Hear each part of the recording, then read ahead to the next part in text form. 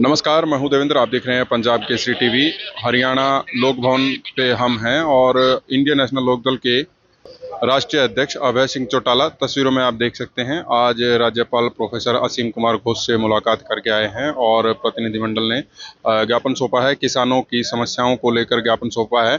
क्या कुछ उस ज्ञापन में था, क्या कुछ कहा, आइए आपको अभी अभय सिंह चौटाला की प्रेस कॉन्फ्रेंस सुनवाते हैं। जो मुख्य मामला है वो है परचेज सेंटर का।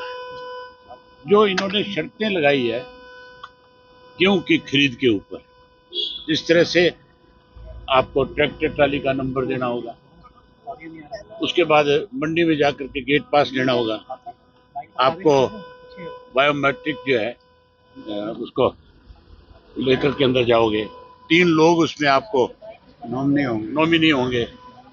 हमने कहा भी ये सारी शर्तें जो है क्यों लगाई गई है? एक समय 6 से गेहूं की परचेज पे इस तरह की शर्तें कभी भी नहीं थी। दूसरा जो मंडियां थी, जो सेंटर बने हुए थे, परचेज सेंटर जिनको फोकल पॉइंट भी कह देते हैं, वो सारे के सारे लाइसेंस जो है इन्होंने, मुख्यमंत्री ने हमें आश्वासन दिया था कि मैं सारे लाइसेंस रिन्यू करवाऊंगा और परचेज सेंटर ज्यों के त्यों रहेंगे। आज की तारीख तक कोई मुख्यमंत्री की तरफ से जवाब नहीं आया। जो आश्वासन दिया उसको अब तक पूरा नहीं किया। इसलिए हमें आज महामहिम के पास आना पड़ा कि भी आप हमारे हेड हो, आपकी जिम्मेवारी बनती है। प्रदेश का बहुत बड़ा इश्यू है, इसमें आप सरकार को जो है हिदायत जारी करो अपनी तरफ से कि तुरंत यही कहा गवर्नर साहब ने कि भी मैं मुख्यमंत्री से बात करूंगा।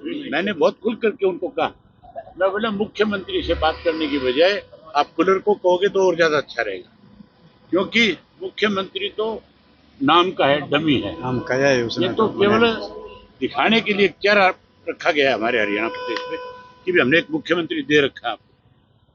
मुख्यमंत्री तो अगर इस पे कोई कार्रवाई करते तो जिस दिन हमने उनको ज्ञापन दिया था 12 मार्च को, उसके बाद उन्होंने हमें आश्वासन दिया था, तो फिर अब तक इस पे फैसला ले लेना चाहिए था। जबकि 1 तारीख से तो परचेज शुरू हो जाएगी। 1 से परचेज शुरू होगी तो फिर किसान के सामने दिक्कत आएगी कि नहीं आएगी?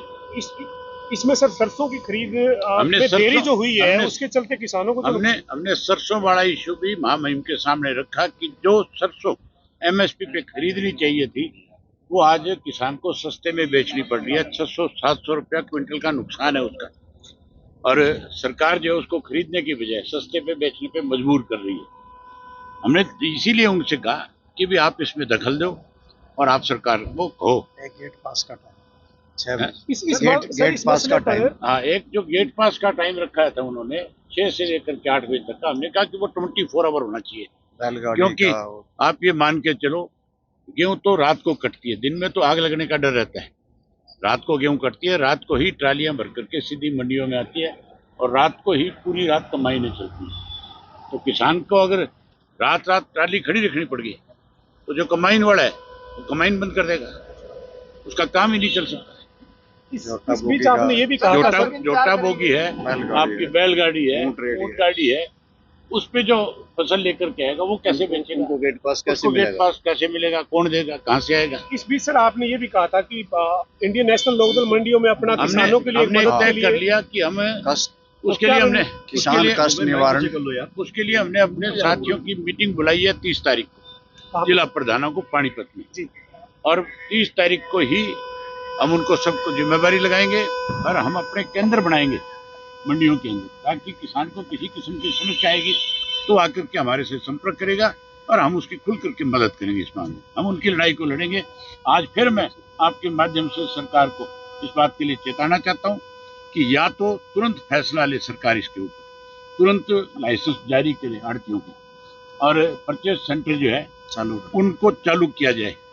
उन पर सारी सुविधा सरकार की तरफ से होनी चाहिए। किसान के लिए पानी की सुविधा हो, किसान के बैठने के लिए टेंट हो, उसमें उसको दिक्कत नहीं हो, बिजली की वहाँ पे बंदोबस्त किया जाए, जनरेटर लगाए जाए, बिजली नहीं हो तो जनरेटर की सुविधा हो। ये सारे काम सरकार तुरंत प्रभाव से आश्वस्त करे, लागू करे और मीडिया के माध्यम से प्रदेश की जनता को अवगत कराने का काम करे। सर एक सवाल, अदरवाइज हम किसान को लेकर के हमारी पार्टी की तरफ से बड़ा आंदोलन खड़ा कर देंगे और सरकार को इतना मजबूर कर देंगे जैसे पेंशन के लिए मजबूर किया था, उसी तरीके से मजबूर करेंगे और सरकार को घुटनों के बल ला करके खड़ा कर देंगे। सर, आज मुख्यमंत्री ने प्रेस कॉन्फ्रेंस की है चंडीगढ़ में सुबह। वो कह रहे हैं कि ना गैस की कोई दिक्कत है, ना पेट्रोल डीजल की दिक्कत है। वो कह रहे हैं कि विपक्ष जो है वो भरम फैला रहे हैं, ये आरोप लगाए जा रहे हैं। मुख्यमंत्री के घर में तो नहीं है, मैं भी मानता हूँ उसके घर में तो गैस भी होगी, उसके घर में तो पेट्रोल डीजल भी होगा, उसके घर में तो 4 आदमी रोटी बनाने वाले भी होंगे, लेकिन आम आदमी के लिए आप मेरे साथ अभी चलो, पंचकुला में चलते हैं। पंचकुला की गैस एजेंसी के ऊपर कितनी बड़ी लाइन होगी, आप अपनी आंख से देखना चाहते हैं।